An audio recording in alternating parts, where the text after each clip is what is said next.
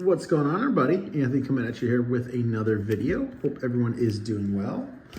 As you can see, a little change of scenery from my videos. That is because I am officially moved into my new place. I know I'd mentioned in my most recent video that I was in the process of moving, and yeah, it's been about a month and a half since I moved in here, and I can definitely say I am all settled in. For the most part, still a little unpacking left to do, nothing too crazy, but obviously I'm shooting this from my dining room. My new man cave is a little under construction still. It's a bit of a mess in there, so hopefully be able to share that with you guys here very soon. But for now, got some cards to show. Nothing too crazy, not a ton of stuff, but what I got is it's pretty awesome. I had mentioned that my parents sold the house I grew up in. So when I was in the process of moving, it was pretty much going through my entire life's worth of stuff. And there was a lot of stuff that I had from when I was a kid just sitting in boxes that apparently had a good amount of value. And I accumulated quite a large chunk of funds. And I am very happy that I was able to allocate a little of that to put back in my collection. I don't have a lot here, but what I did pick up is some really nice stuff that I'm super happy to add to the collection. So without further ado, we're going to jump right into the Paul Pierce project, which is starting to wrap up. I was going over the checklist the other night that I made for myself, cards that I was looking for, and there's only about 2 more autograph cards that I'm looking for. I'm missing 2, I believe it's the 2004 and the 2009 Topps Chrome Refractors. Missing 4 of the Exquisite base, and then missing the rest of this rainbow. This card had been on my watch list on eBay for quite some time, just for an astronomical asking price. And we had been in contact, and he did not want to budge. Well, fast forward to about a couple weeks ago, and another copy of this popped up in a PSA 10 for significantly less than what he was asking for. And before I could even message him, he messaged me saying, "Hey man," so I just saw that card, and it just seemed like I was probably one of the only people interested in it, with him messaging me. But he saw the PSA 10 that got listed, and he came down on his price significantly because of so. So we were able to work out a deal. Just from 2016 Panini Select, the court side of Mr. Paul Pierce in a PSA 9. So, love that. I mean, so the only thing I'm missing for the rainbow now is the gold to 10, the green to 5, and the black 101. That's a rainbow that I would absolutely love to complete, but I just don't. Sorry, the lighting in here is not the greatest. I'm trying to catch this. I think come next video, I have to find a new place or figure out some lighting. Lighting is not the great in here. But it is a absolutely stunning card. Like I said, a rainbow that I would love to complete, but a gold was up on eBay for quite some time for a really high price, and it never sold. Just said it was no longer available for sale. I had a feeling it was going to end up on an auction with some one of the big consigners, and then get shill bid up. But it never popped up, so maybe one day it'll pop back up. Maybe it won't. But for now, I'm happy with the progress that I made on this, being a almost 10-year-old set. I mean, 2016 technically probably came out in 2015, so it's a 10-year-old set. Remember, I had 25. So, and I just love how when it came to the Veterans Hall of Famers, I picture them having the different awards. So, very happy to add that to my collection. And then, nextly for the Paul Pierce project, was able to knock off the National Treasures autograph that I wanted. I had missed out on this card time and time again, including an Emerald to 5, which if I had the money, I definitely would went for it. When I saw how much it sold for, it kind of hurt a little bit. But I am happy to own a copy of it now from 2019 National Treasures. This is the Treasured Signatures, numbered out at 25. Very nice card. It was the #1 card from National Treasures that I wanted. Still need the Immaculate one for Immaculate that I'm looking for, which there's like 3 different Immaculate autographs that I would like to add. One would be the most expensive card I would ever own. I can't even speak. One of the cards from Immaculate of his would be the most expensive card I would have ever purchased. I don't see it happening.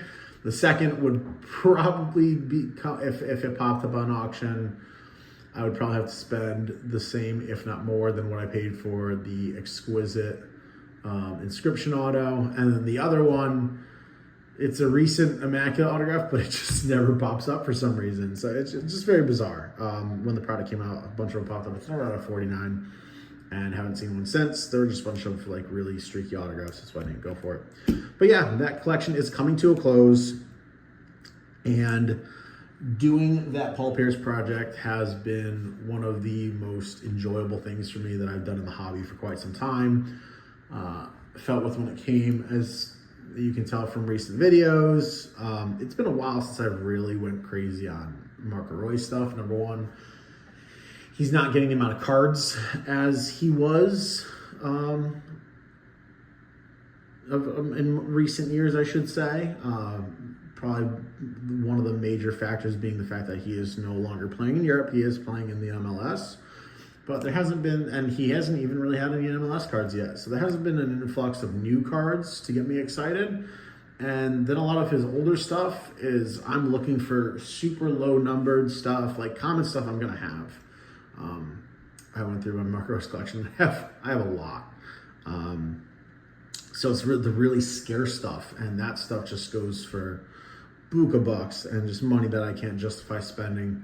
And it's kind of like I've been even thinking about lately, downsizing my Marco Royce collection and putting the money a little bit elsewhere. Because like I said, working on these little player projects has been the most fun I've had collecting in a long time. Just setting myself up.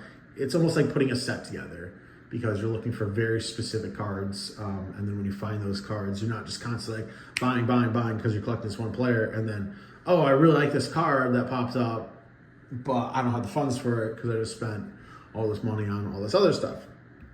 So by limiting myself to a very finite number of cards, when those cards pop up, it makes it so much more rewarding and so much more fulfilling in the hobby for me. So we'll see what direction I go with my hobby and with my collection, but I've decided to start another player project with Paul Pierce coming to a close. Very few cards I'm looking for. I wanted to start one for my Patriots collection. Just move on to the next team, as I pretty much have one for hockey when it comes to David Krejci within my Bruins collection. We are going to move on to the Patriots, move on to football. As you guys know, football hasn't been a major focus of mine, but excited to add some stuff again. The player I decided on, the first name that comes to mind, it would be Tom Brady. I would love to have a Tom Brady collection again. If you guys have known me for years, I used to have some amazing Tom Brady cards. And then I did move a lot of them when I moved down here to Florida to help pay for moving and this, that, and the other. And I regret it. There were other cards I should have moved, but nobody could have predicted what happened with COVID and what happened with the market. But nonetheless, we're going to go for the second best option, which is going to be Mr. Rob Gronkowski. So I made a nice little list of the other cards that I'm looking for. This first card, it was kind of like a tentative card on my list, where I wasn't sure if I really wanted to go after it, but one popped up on eBay for just a really, really cheap price, and I couldn't pass it up. And so I kind of bought it. If I move it to get another Gronkowski, I won't be upset because of how cheap I got it for. But it's from Panini. I believe this one was from Absolute 2020. It's the NFL Top 100 Signatures. So really nice looking card there. Like I said, it was one of those tentative cards, but I'm happy to have it for the price I paid. And the card that was Number one at the top of my list when I decided to go for this as a Rob Gronkowski collection. And this card had been popping up on eBay for a long time. One copy, and it was out. It's been listed up for one of those stupid high prices, like $15,000. And I just laughed every time it popped up. But I did have it on my saved searches. And within like weeks of me deciding to start this project, this card popped up. And when I saw it listed, I caught it pretty early on. There was already a dozen watchers on it. It was up for a buy it now or best offer. And I was looking over my funds that I'd accumulated from selling stuff off, and I didn't even waste my time. I couldn't hit buy it now fast enough. I didn't even bother wasting my time with an offer. Funny enough, I actually, after I bought the item, I actually knew the seller. He's actually a good friend of mine, and he was doing some downsizing, and we kind of joked about it afterwards that we should have. He's like, oh, if I knew you were starting that, I would have hit you up first. But unbelievable! I can't believe I have this in my collection. So, just like that, the Rob Gronkowski project is starting off with a bang. Probably the biggest card that is going to be in this project from 2012 National Treasures, the Virtuoso autograph, number 25. So, any of you old school football collectors who have been around here, obviously pre-COVID, will know how collectible this set is. Like that's the thing. They've reprinted this set and redone it. I've liked that they brought this set back, but this is from the original, either first or second year. That I believe this was from the first year, because they did him and Tom Brady both in a set. And I remember the Tom Brady. At one point, I turned down buying the Tom Brady for less than what I paid for this card. I want to say I turned down buying the Tom Brady for about $550 back in the day. This card now costs more than that, and that Tom Brady, if it pops up, I would say it's probably about a $10,000 card, that Tom Brady. But this card is awesome. So super stoked to already have the cornerstone of my new Rob Gronkowski project. Absolutely stunning card.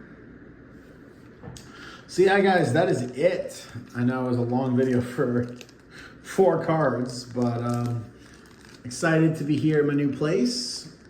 Excited to share off my man cave once it is ready to go, and excited to see what else I can add to this new project and the rest of my collection. So yeah, guys, that is it. Hope everyone is doing well. I'm rambling. Till next time. Peace.